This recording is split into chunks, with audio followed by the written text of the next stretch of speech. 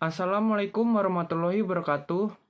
Kami dari kelompok 4 yang beranggotakan Fikri Haikal dengan NPM 2020-445-00324, Aden Willy Hendarji dengan NPM 2020-445-00325, Bintang Anugrah Gimnastiar dengan NPM 2020-445-00381 untuk memenuhi tugas mata kuliah pengendalian dan penjaminan mutu ingin mempresentasikan materi metode Taguchi.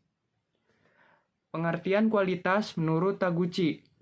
Metode Taguchi dicetuskan oleh Dr. Genichi Taguchi pada tahun 1949 saat mendapatkan tugas untuk memperbaiki sistem telekomunikasi di Jepang.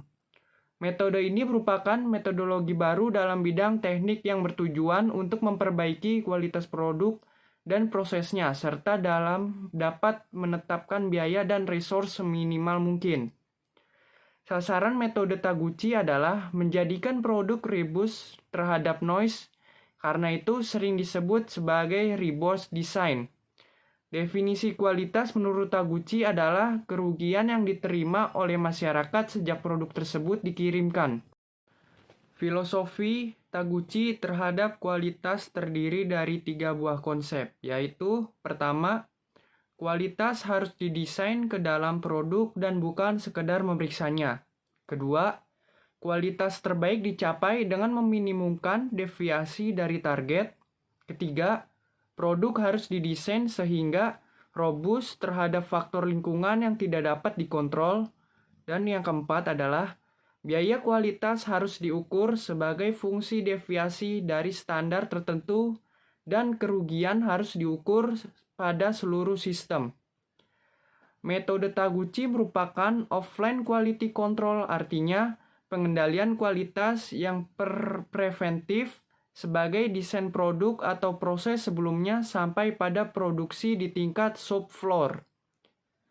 Offline quality control dilakukan pada saat awal dalam life cycle produk, yaitu perbaikan pada awal untuk menghasilkan produk to get right first time. Kontribusi Taguchi pada kualitas adalah 1. Loss function merupakan fungsi kerugian yang ditanggung oleh masyarakat, produsen, dan konsumen akibat kualitas yang dihasilkan.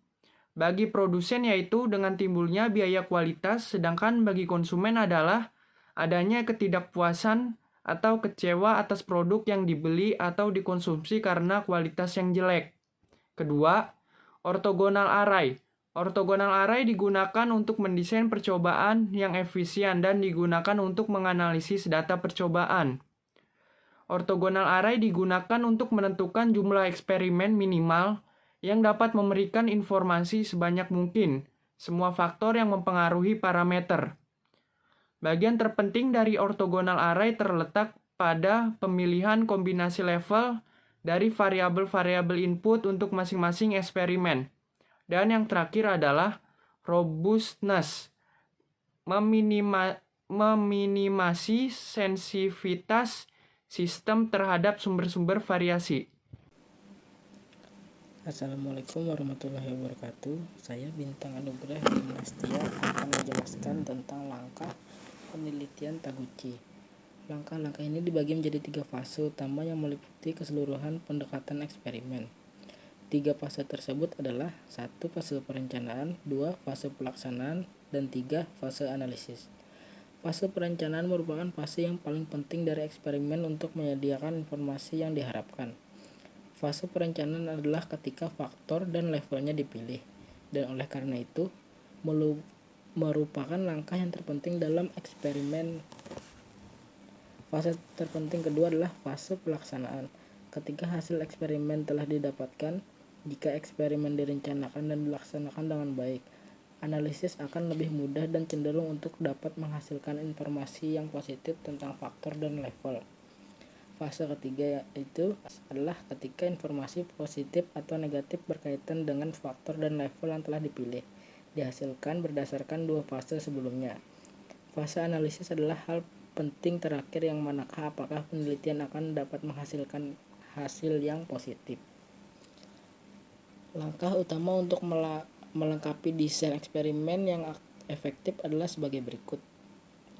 Perumusan masalah. Perumusan masalah harus spesifik dan jelas batasannya, dan secara teknis harus dapat dituangkan dalam percobaan yang akan dilakukan. Tujuan eksperimen. Tujuan yang dapat melandasi percobaan harus dapat menjawab apa yang telah dinyatakan pada perumusan masalah, yaitu mencari sebab yang menjadi akibat pada masalah yang kita amati.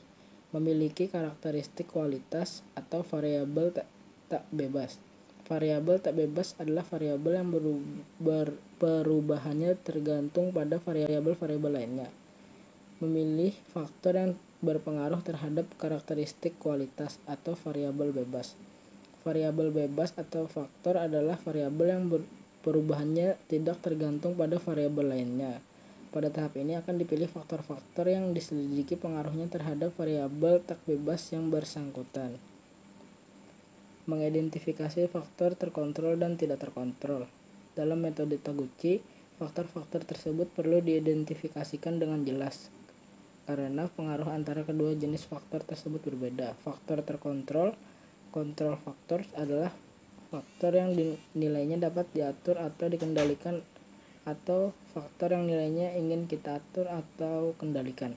Sedangkan faktor gangguan, noise factor, adalah faktor yang nilainya tidak bisa kita atur atau dikendalikan, atau faktor yang tidak ingin kita atur atau kendalikan. Penentuan jumlah level dan nilai faktor. Pemilihan jumlah level terpenting artinya untuk ketelitian hasil percobaan dan ongkos pelaksanaan percobaan. Maka banyak level yang diteliti, maka hasil percobaan akan lebih teliti karena data yang diperoleh akan lebih banyak. Tetapi banyaknya level juga meningkatkan ongkos percobaan. Identifikasi interaksi antar faktor kontrol. Interaksi muncul ketika dua faktor atau lebih mengalami perlakuan secara bersama. Akan memberikan hasil yang berbeda pada karakteristik kualitas dibandingkan jika faktor mengalami perlakuan secara sendiri-sendiri. Kesalahan dalam penentuan interaksi akan berpengaruh pada kesalahan interpretasi data dan kegagalan dalam penentuan proses optimal. Tetapi, tidak dihilangkan sehingga perlu dipelajari kemungkinan adanya interaksi. Perhitungan derajat kebebasan atau degrees of freedom. Perhitungan derajat kebebasan dilakukan untuk menghitung jumlah minimum percobaan yang harus dilakukan untuk menyelidiki faktor yang diamati. Pemilihan orthogonal array. Dalam memilih jenis orthogonal array harus diperhatikan jumlah level faktor yang diamati, yaitu jika semua faktor adalah 2 level, pilih jenis OA untuk level 2 faktor. Jika semua faktor adalah ketiga level, pilih jenis OA untuk level 3 faktor. Jika beberapa faktor adalah 2 level dan lainnya 3 level, pilih yang mana yang dominan dan digunakan dummy treatment, metode kombinasi atau metode idle column. Jika terdapat campuran 2, 3, atau 4 level faktor, lakukan modifikasi OA dengan metode margin column. Penugasan dua faktor dan interaksinya pada orthogonal array. Penugasan faktor-faktor baik faktor kontrol maupun faktor gangguan dan interaksi-interaksinya pada orthogonal array terpilih dengan memperhatikan grafik linear dan tabel triangular. Kedua hal tersebut merupakan alat bantu penugasan faktor yang dirancang oleh Taguchi. Grafik linear mengindikasikan berbagai kolom kemana faktor-faktor tersebut. Tabel triangular berisi semua hubungan interaksi-interaksi yang mungkin antara faktor-faktor atau kolom-kolom dalam suatu OA.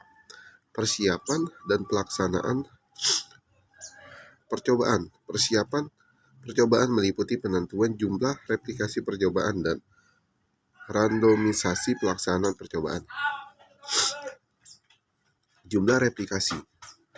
Replikasi adalah pengulangan kembali perlakuan yang sama dalam satu percobaan dengan kondisi yang sama untuk memperoleh ketelitian yang lebih tinggi. Replikasi bertujuan untuk mengurangi tingkat kesalahan percobaan, menambah ketelitian data percobaan, dan yang terakhir mendapatkan harga estimasi kesalahan percobaan sehingga memungkinkan diadakan tes signifikan hasil eksperimen. Yang kedua, randomisasi. Secara umum, randomisasi dimaksudkan untuk meratakan pengaruh dari faktor-faktor yang tidak dapat dikendalikan pada semua unit percobaan.